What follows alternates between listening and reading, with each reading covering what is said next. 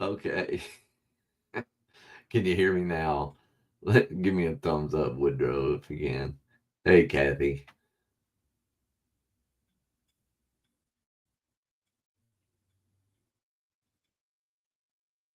S- So if you, so we can start this over. So before I was getting into the into who pays the bills, I was going over how much was spent in Iraq and Afghanistan during the 20 years of war, and the contractors and some of the contractors who benefited the most. So let's go back to Afghanistan. So the Department of Defense contractors received approximately $108 billion for work performed in the country. Um, Kellogg Brown and Root was one of the top recipients in Afghanistan, and there was a camo economy.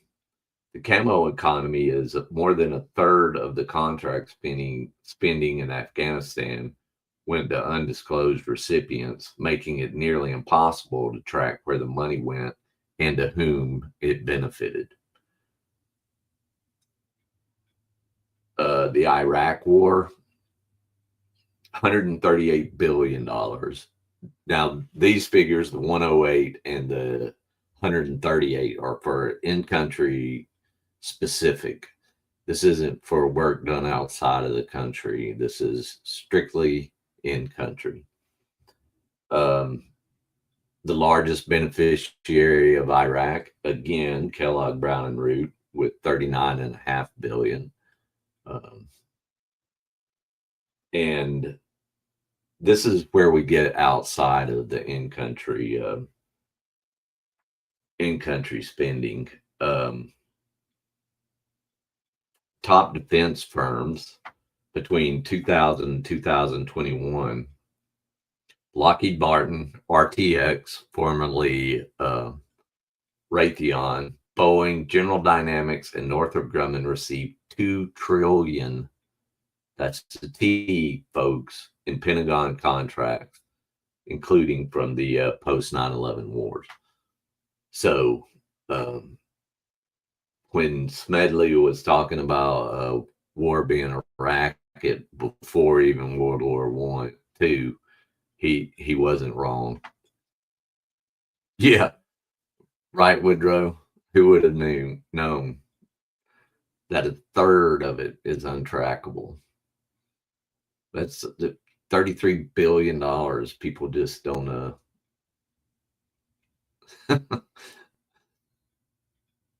24/7 defects are expensive. Yeah. What's up, Muxer? Jody D, Spider Dog. All right. So let's get back into Smedley's take on this. Um, who provides the profits?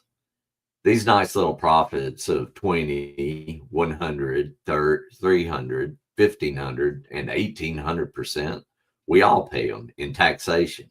We paid the bankers their profits. And when we bought Liberty bonds at $100 and sold them back at $84 or $86 to the bankers, these bankers collected $100 plus. It was a simple manipulation. The bankers controlled the security margins. It was easy for them to depress the price of these bonds. Then all of us, the people, got frightened and sold the bonds at 84 or 86. The bankers then bought them. Then these same bankers stimulated a boom and government bonds went to par and above. Then the bankers collected their profits. Just a little pocket change, Spider. But the soldier pays the biggest part of the bill. If you don't believe this, visit the American cemeteries on the battlefields abroad or visit any veterans hospitals in the United States. On a tour of the country, in the midst of which I am at the time of this writing, I have visited 18 government hospitals for veterans. In them are a total of about 50,000 destroyed men who were the pick of the nation 18 years ago. The very able chief surgeon at the government hospital at Milwaukee, where there are 3,800 of the living dead, told me that mortality among veterans is 3 times as great as among those who stayed home. So um, you get the 22 a day, right? It's not a new phenomenon.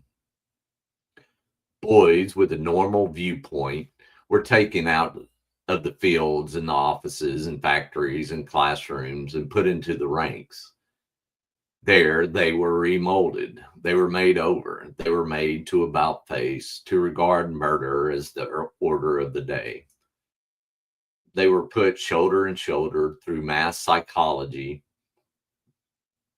They were entirely changed. We used them for a couple of years and trained them to think nothing of killing or of being killed. Then, suddenly, we discharged them and told them to make another about face.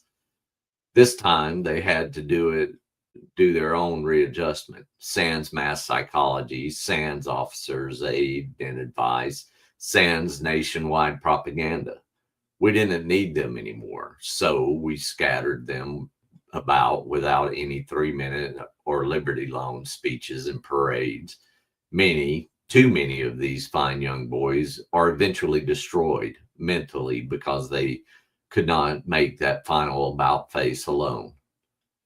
In the government hospital at Marion, Indiana, 1,800 of these boys are in pens, 500 of them in the barracks with steel bars and wires all around the outside of the buildings and on the porches. These already have been mentally destroyed. These boys don't even look like human beings. Oh, the looks on their faces. Physically, they are in good shape. Mentally, they are gone. There are thousands and thousands of these cases, and more are coming in all the time. The tremendous excitement of the war, the sudden cutting off of that excitement, the young boys couldn't stand it. That's part of the bill. So much for the dead, they have paid their part of the war profits. So much for the mentally and physically wounded, they are paying now their share of the war profits. But the others paid too. They paid with heartbreaks when they tore themselves away from their firesides and their families to don the uniform of Uncle Sam, on which a profit had been made. They paid another part in the training camps where they were regimented and drilled, while others took their jobs and their places in their lives of their communities. They paid for it in the trenches where they shot and were shot, where they were hungry for days at a time, where they slept in the mud, in the cold, and in the rain, with the moans and shrieks of the dying for a horrible lullaby. But don't forget, the soldier paid part of the dollars and cents bill too, up to and including the Spanish American War. We had a prize system, and soldiers and sailors fought for money. During the Civil War, they were paid bonuses, in many instances, before they went into service. The government or states paid as high as $1,200 for an enlistment. In the Spanish American War, they gave prize money. When we captured any vessel, the soldiers all got their share. At least they were supposed to. Then it was found that we could reduce the cost of wars by taking all the prize money and keeping it, but conscripting or drafting the soldier anyway. Then soldiers couldn't bargain for their labor. Everyone else could bargain, but the soldier couldn't. No sandstorms.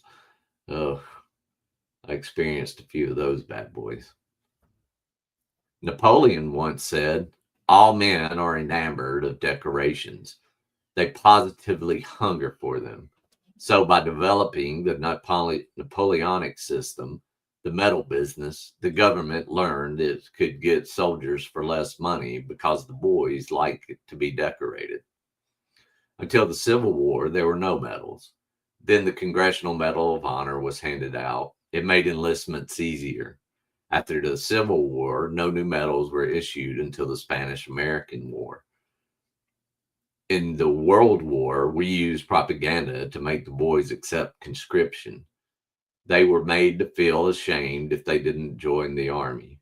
So vicious was this war propaganda that even God was brought into it. With few exceptions, our clergymen joined the clamor to kill, kill, kill, to kill the Germans. God is on our side. It is his will that the Germans be killed. And in Germany, the good pastors called upon the Germans to kill the Allies to please the same God. Hey, Misty, you're not too late. That was a part of the general propaganda, but built up to make people war conscious and murder conscious. Beautiful ideals were painted for our boys when they were sent to die. This was the war to end all wars. This was the war to make the world safe for democracy. No one mentioned to them that as they marched away, that their going and their dying would mean huge war profits. No one told these American soldiers that they might be shot down by bullets made by their own brothers here. No one told them that the ships on which they were going to cross might be torpedoed by submarines built with United States patents. They were just told that it was a glorious adventure, thus having stuffed patriotism down the throats.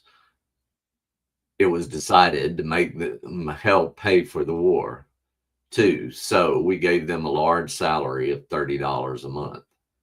All they had to do was, for this munificent sum, was to leave their dear ones behind, give up their jobs, lie in swampy trenches, eat canned willy when they could get it, and kill, kill, kill, and be killed. But wait, half of that wage, just a little more than a riveter or in a shipyard or laborer in a munition factory, safe at home, made in a day, was promptly taken from him to support his dependents, so that they would not become a charge upon his community. Then we made him pay what amounted to accident insurance, something the employer pays for in an enlightened state, that cost him $6 a month. He had less than $9 a month left. Good grief. That's some serious taxation on your salary for going to what we know now as the horrors of World War I. Then, the most crowning insolence of all, he was virtually blackjacked into paying it for his own ammunition, clothing, and food by being made to buy Liberty bonds. Most soldiers got no money at all on paydays. SGLI, primitive style. Exactly, Woodrow, exactly. We made them buy Liberty bonds at $100, and then we bought them back when they came back from the war and couldn't find work at $84 and $86. And the soldiers bought about $2 billion worth of these bonds. Yes, the soldiers pays a greater part of the bill. His family pays too. They pay in the same heartbreak that he does. As he suffers, they suffer at nights. As he lay in the trenches and watched shrapnel burst about him, they lay at home in their beds and toss sleeplessly. His father, his mother, his wife, his sisters, his brothers, his sons, and his daughters. When he returned home, minus an eye or minus a leg or with his mind broken, they suffered too, as much and even sometimes more than he. Yes, and they too contributed their dollars to the profits of the munitions makers and bankers and the shipbuilders and manufacturers and speculators made.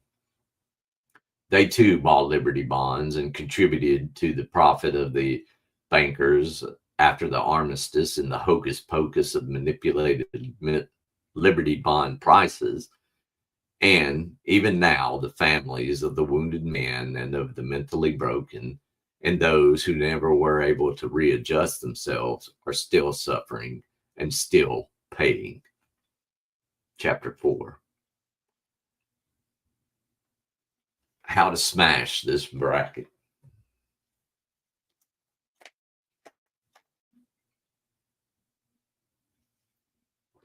Trump said, long time no see, sir.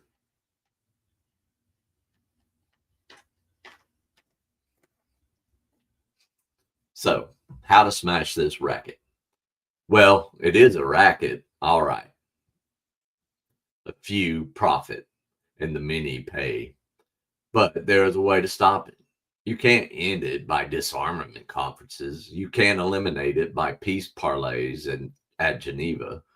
Well-meaning but impractical groups can't wipe it out by resolutions. It can be smashed effectively only by taking the profit out of war. The only way to smash this racket is to conscript capital and industry and labor before the nation's manhood can be conscripted. 1 month before the government can conscript the young men of the nation, it must conscript capital and industry and labor. Let the officers and directors and the high-ranking powered executives of our armament factories and our munitions makers and our shipbuilders and our airplane builders and the manufacturers of all the other things that provide profit in wartime, as well as bankers and the speculators, be conscripted to get $30 a month, the same wage the lads in the trenches get.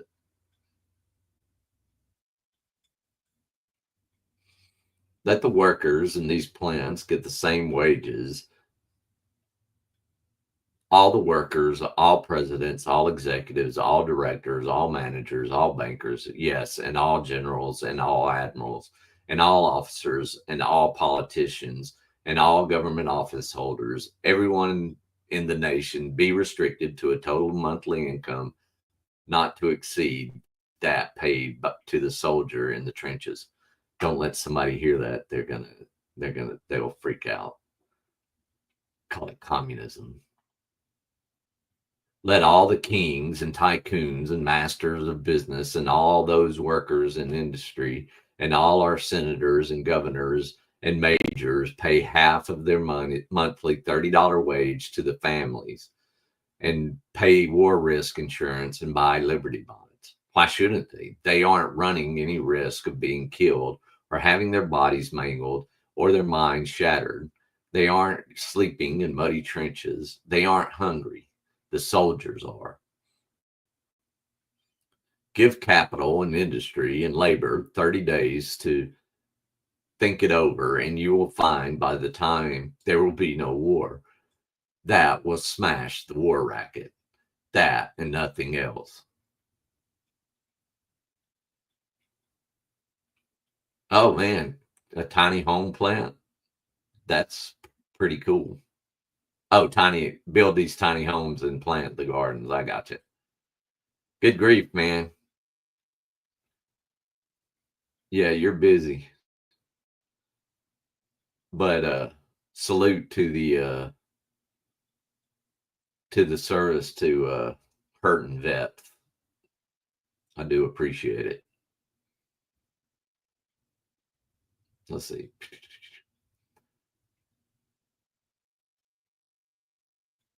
Maybe I'm a little too optimistic. Capital still has some say.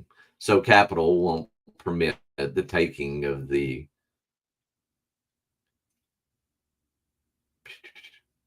profit out of war until the people, those who do the suffering and still pay the price, make up their minds that they elect to office, that those they elect to office shall do their bidding and not that of the profiteers. And the thing we're still saying today, we have to elect people that do our bidding and not to the rich and the powerful. Another step necessary is to fight in this fight is to smash the war racket is the limited plebiscite to determine whether a war should be declared. A plebiscite, not of all voters, but merely of those who would be called upon to do the fighting and dying.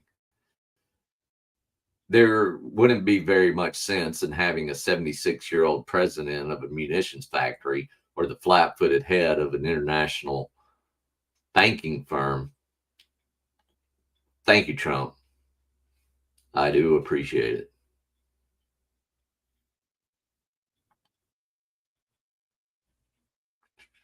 Sorry, no.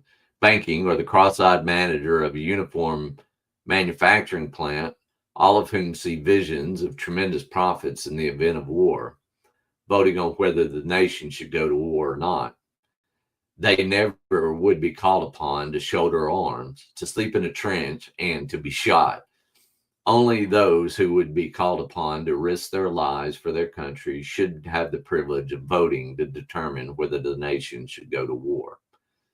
There is ample precedent for restricting the voting to those affected. Many of our states have restrictions on those permitted to vote. In most, it is necessary to be able to read or write before you may vote. In some, you must own property. It would be a simple matter each year for the men coming of military age to register in their communities as they did in the draft during the World War and be examined physically. Those who could pass and who would therefore be called upon to bear arms in the event of war would be eligible to vote in a limited plebiscite. So the limited plebiscite would be strictly to vote on whether to go to war. They should be the ones to have the power to decide, and not a Congress of few whose members are within the age limit, and fewer still of whom are in physical shape condition to bear arms. Only those who must suffer should have the right to vote. A third step in the business of smashing the war racket is to make certain that our military forces are truly forces for defense only. At each session of Congress, the question of further naval appropriations comes up. The swivel chair admirals of Washington, and there are always a lot of them, are very adroit lobbyists. They are smart. So the lobbyist problem is a problem way back then as well. They don't shout that we need a lot of battleships to war on this nation or that nation. Oh no, first of all, they let it be known that America is menaced by a great naval power. Almost any day, these admirals will tell you that a great fleet of this supposed enemy will strike suddenly and annihilate 125 million people, just like that. Then they begin to cry for a larger navy. For what? To fight the enemy? Oh my. No. Oh no. For defense purposes only. Then, incidentally, they announce maneuvers in the Pacific for defense. Uh-huh. The Pacific is a great big ocean. Hey, Angel. The Pacific is a great big ocean. We have a tremendous coastline on the Pacific. Will the maneuvers be off the coast or 200 or 300 miles? Oh no, the maneuvers will be 2,000, yes, perhaps even 3,500 miles off the coast.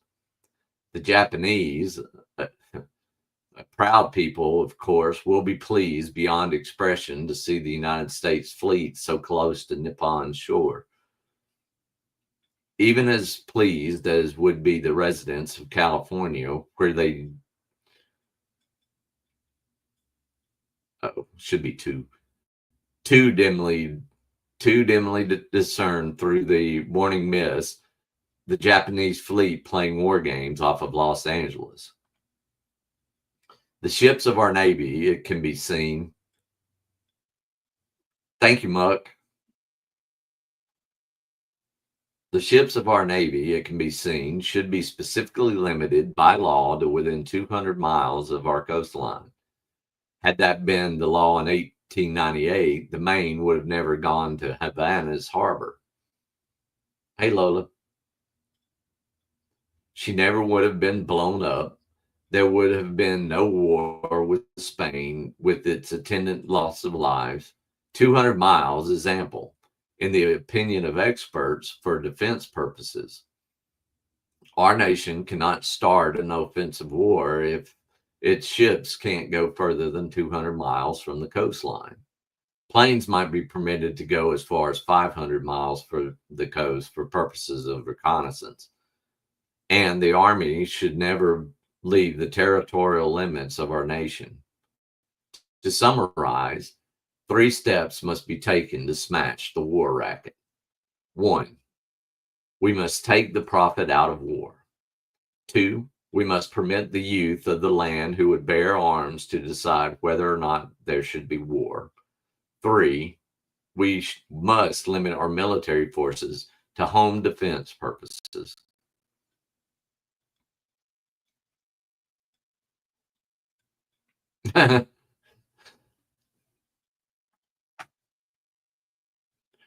True, Trump, true. Chapter 5, To Hell with War. I'm not a fool as to believe that war is a thing of the past. I know the people do not want war, but there's no use in saying that we cannot be pushed into another war. Looking back, Woodrow Wilson was reelected president in 1916 on a platform that he had kept us out of war. Sound familiar? Kept us out of war, stopped wars, and on the implied promise that he would keep us out of war. Yet 5 months later, he asked Congress to declare war on Germany. In that 5-month interval, the people had not been asked whether they had changed their minds. The 4 million young men who put on uniforms and marched or sailed away were not asked whether they wanted to go forth to suffer and die. Then, what caused our government to change its mind suddenly? Money. An Allied commission, it may be recalled, came over shortly before the war declaration and called on the president. The president summoned a group of advisors. The head of the commission spoke. Stripped of its diplomatic language, this is what he told the president and his group. There is no kidding ourselves any longer. The cause of the Allies is lost. We now owe you, American bankers, American munition makers, American manufacturers, American speculators, American exporters, $5 or $6 billion. If we lose, and without the help of the United States, we must lose, we, England, France, and Italy cannot pay back this money, and Germany won't. So, had secrecy been outlawed as far as war negotiations were concerned, and had the press been invited to be present at that conference, or had radio been available to broadcast the proceedings, America never would have entered the World War. But this conference, like all war discussions, was shrouded in utmost secrecy. When our boys were sent off to war, they were told it was a war to make the world safe for democracy and a war to end all wars. That's what they tell us every time, right? Well, 18 years after, the world has less of a democracy than it had then. Besides, what business is it of ours whether Russia or Germany or England or France or Italy or Austria live under democracies or monarchies, whether they are fascists or communists? Our problem is to preserve our own democracy. And very little, if anything, has been accomplished to assure us that the World War was really the war to end all wars. We were about to find out, weren't we? Yes, we have had disarmament conferences and limitations of arms conferences. They don't mean a thing. One has just failed. The results of another has been nullified. We send our professional soldiers and our sailors and our politicians and our diplomats to these conferences. And what happens? The professional soldiers and sailors don't want to disarm. No admiral wants to be without a ship. No general wants to be without a command. Both mean men without jobs. They are not for disarmament. They cannot be for limitations of arms. And at all these conferences, lurking in the background, but all powerful just the same, are the sinister agents of those who profit by war. They see to it that these conferences do not disarm or seriously limit armaments. The chief aim of any power at any of these conferences has not been to achieve disarmament to prevent war, but rather to get more armament for itself and less for any potential foe. There is only one way to disarm with any semblance of practicability. That is, for all nations to get together and scrap every ship, every gun, every rifle, every tank, every warplane. Even this, if it were possible, would not be enough. We would go fighting back with sticks and rocks and everything else, right? The next war, according to experts, will be fought not with battleships, not by artillery, not with rifles, and not machine guns. It will be fought with deadly chemicals and gases. Secretly, each nation is studying and perfecting newer and ghastlier means of annihilating its foes wholesale. Yes, ships will continue to be built for the shipbuilders to must make their profits, and guns will still be manufactured, and powder and rifles will be made. For the munitions makers must make huge profits, and the soldiers, of course, must wear uniforms, for the manufacturer must make their war profits too. But victory or defeat will be determined by the skill and ingenuity of our scientists. If we put them to work making poison gas and more fiendish mechanical or explosive instruments of destruction, they will have no time for the constructive job of building greater prosperity for all peoples. By putting them to this useful job, we can make more money out of peace than we can out of war. Even the munition makers. So I say, to hell with war. And that is it. That was this short little book. I made it a 2-dayer, but yeah, I just wanted to kind of throw a light on war profiteering and what what Jeff always means by blood and treasure. Uh, Smedley was talking about in the 30s. I can't remember what year this was published, but and he knew war. So that's all I've got. I hope everybody has a great Friday, and probably see y'all later on the Hill Pirate Studios if Jeff is up to it. So, anywho,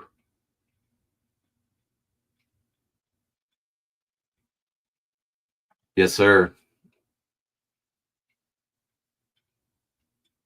If you go back to the beginning, I talk about how much profit was made by the contractors for post 9/11 wars. Uh, it's uh, it's quite a sum. Thank you all.